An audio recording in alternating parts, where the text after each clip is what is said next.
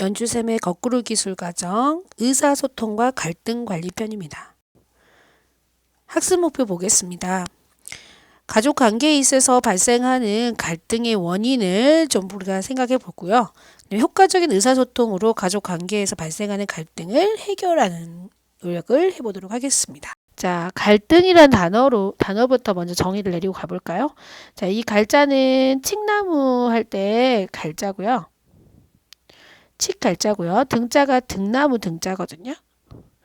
자, 여기 오른쪽에 있는 그림처럼 칡나무하고 등나무가 뒤엉켜가지고 자라는 거예요. 그러면 당연히 나무가 성장하는데 문제가 있겠죠. 자, 여기에서 유래한 단어가 갈등이라는 단어예요. 자, 개인이나 집단 사이에서 목표도 다르거나 이해관계가 다르면 당연히 서로 적대시하게 되거나 또 충돌하는 상태가 있겠죠. 그런 걸 갈등이라고 표현해요.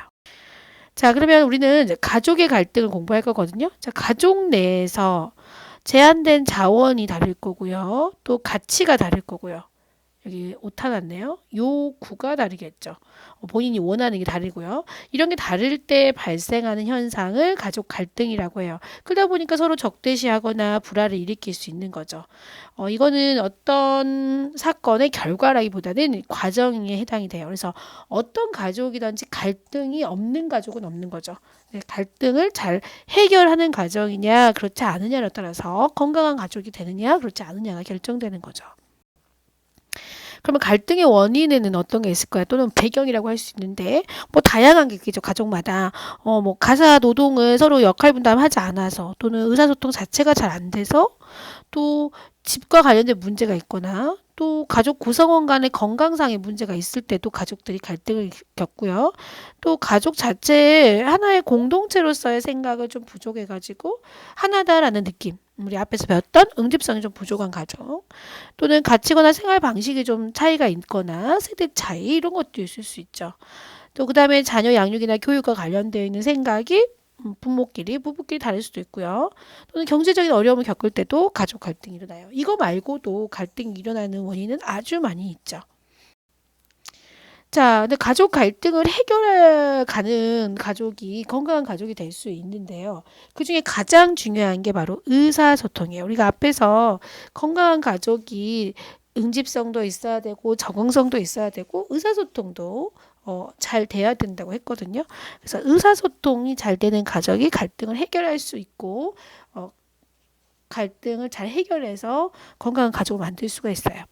자, 의사소통이라고 하는 건 자기의 생각이나 감정을 말 또는 행동으로 서로 주고받는 것 자체를 의사소통이라고 해요. 의사소통의 구성 요소부터 볼게요. 자, 의사소통의 구성 요소. 먼저 말을 하거나 메시지를 전달하는 송신자가 있을 거고요. 그 다음에 그거를 받는 수신자가 있겠죠. 네. 보통 송신자가 보내는 정보가 들어가 있는 것을 내용이 들어가 있는 걸 정보라고 하고요. 당연히 수신자가 그거에 대한 반응을 하는 것도 정보와 관련이 있겠죠. 네. 이거에 대한 반응이 일어나는 것을 얘기하고요. 자, 그거를 어떻게 전달하냐. 네. 그 전달 매체가 있어요. 전달 매체는 언어적인 전달 매체가 있고요. 비언어적인 전달 매체가 있어요. 자, 언어적 전달 매체는 어떤 것들이냐면 당연히 말이 있을 거고요. 문자, 우리 카톡 이런 것들이 있겠죠. 문자의 형태로 말이나 글의 형태로 갈 수 있는 거. 비언어적인 건 뭐예요? 몸짓이라든지 행동이라든지 태도라든지 이런 것들이 여기에 해당이 되겠죠. 자, 우리가 의사소통을 잘 해야 되는데 의사소통이 잘 안 되게 하는 방해하는 원인들이 있어요. 자, 선입견을 갖고 있으면 당연히 그러겠죠. 선입견이 뭐예요? 자신이 가지고 있는 경험이나 자신의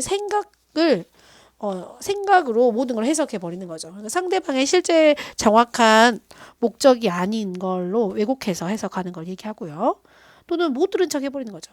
네. 자신에게 불리한 상황이거나 듣기 싫은 내용은 안 들어버리는 거. 그리고 무관심하는 거. 아예 그 내용에 관심을 두지 않는 거예요. 반응 자체를 안 하는 거죠. 회피. 네. 그 문제에 관심을 다른 데 돌려버리는 걸 회피한다고 해요. 또는 비난하는 거죠. 상대방의 말을 그대로 받아들이지 않고 부정적인 시각으로 판단하고 평가하는 걸 비난이라고 하고요. 자, 부주의하게 들을 수도 있겠죠. 네. 상대방의 대화에 집중하지 않고 다른 걸 하면서 듣는다거나 하면 정확하게 듣지 못하니까 의사소통이 잘 안 되겠죠. 또는 확대하여 해석할 수도 있어요. 상대방 말 이면에 다른 게 있을 거야. 다른 생각을 갖고 있을 거야 라고 해서 자기 나름대로 그냥 왜곡해서 해석하는 거. 그 다음에 지나치게 너무 걱정하는 것도 여기 해당이 돼요. 네. 걱정하다 보니까 내가 그 문제를 해결해 줘야 될 것 같아서 더 많은 부분을 간섭하거나 들어갈 수 있거든요. 이렇게 의사소통을 방해하는 원인도 있고요. 우리가 갈등은 생기는 원인들이 있지만 그걸 잘 해결하기 위해서는 의사소통을 효과적으로 하는 것이 중요하죠. 그 방법 우리가 알고 있을 때 그런 문제가 줄어들겠잖아요. 자, 그거 하나씩 우리가 살펴보겠습니다. 먼저 잘 듣는 게 우선시 돼야 돼요. 자, 이와 관련돼서 두 가지 단어만 요거만 정리하고 가면 네, 잘 듣는 것에 대한 효과적인 의사소통 방법을 익힐 수 있겠죠. 먼저 경청이라고 해요. 경청은 다른 사람 말에 주의를 기울여서 듣는 것을 경청이라고 하고요. 이 경청에는 적극적 경청이 효과적인 의사소통 방법이라고 해요. 이건 뭐냐면 상대방 이야기를 잘 들으면서 적절하게 반응을 보이면서 듣는 거. 네, 우리 리액션이라고 하죠. 이런 걸 적극적 경청이라고 해요. 두 번째로 이제 말하는 방법도 중요하겠죠. 자, 말하는 방법 중에 자신의 생각과 감정과 느낌을 정확하게 전달하는 방법으로 나 전달법이라고 하는 게 있어요. 아마 초등학교 때도 배웠던 사람도 있을 거예요. 우리가 일반적으로는 너를 주어로 하는 너 전달법을 많이 사용을 한다고 해요. 너가 그러잖아. 너가 이렇게 했잖아. 이렇게 해서 주어가 너가 되는 전달법을 하면 상대방이 그에 대해 부정적인 느낌을 받아서 이게 해결이 잘 안 되는 방법이거든요. 그러니까 나를 주어로 하는 방법이 나 전달법을 상당히 해야 되는데 상대의 행동이나 말에 자신이 어떻게 느끼고 생각하는지를 나를 주어로 표현하는 방법을 나 전달법이라고 하고요. 이 나 전달법의 중요한 요소는 네 가지가 있어요. 첫 번째, 상대방의 행동을 내가 뭐 다르게 판단하지 않고 그냥 그대로 전달해서 표현하는 거예요. 사실. 두 번째로 내가 그 상황 때문에 내 감정은 이렇다라고 하는 게 솔직하게 표현하는 거죠. 내 감정을. 세 번째로는 상대방의 그런 행동이나 이런 것 때문에 내가 어떻게 영향을 받았다라고 하는 걸 얘기를 하고요. 그 다음에 이건 꼭 얘기하지 않아도 되지만 바라는 점을 표현할 수 있어요. 내가 원하는 것을 표현하는 것이에요. 보통 일반적으로는 이 세 가지를 많이 얘기하고요. 이걸 추가해서 얘기하는 것까지를 포함해요. 자, 그 다음에 이제 우리가 말을 하거나 아까 얘기한 대로 반응을 보일 때 리액션을 하려고 할 때 어떻게 표현하느냐도 중요하잖아요. 자, 이제 말로 표현할 때는 긍정적인 언어를 표현하면 훨씬 대화 의사소통이 잘 되겠죠.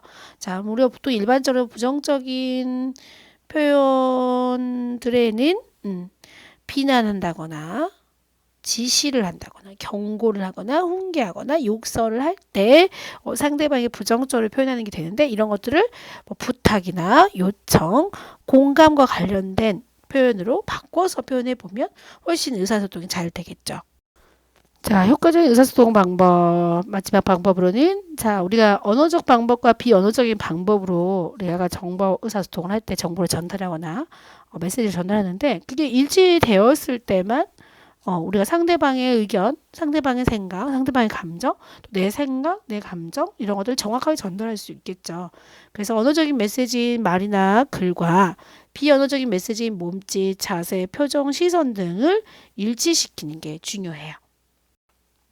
자, 이렇게 연주쌤의 거꾸로 기술 과정 2023년 2학기 거를 마쳤고요. 자, 다음 이제 우리가 영상은 2024년에 시작될 것 같아요. 자, 구독과 좋아요, 알람 설정 꼭 해두시고요. 내년에 만납시다.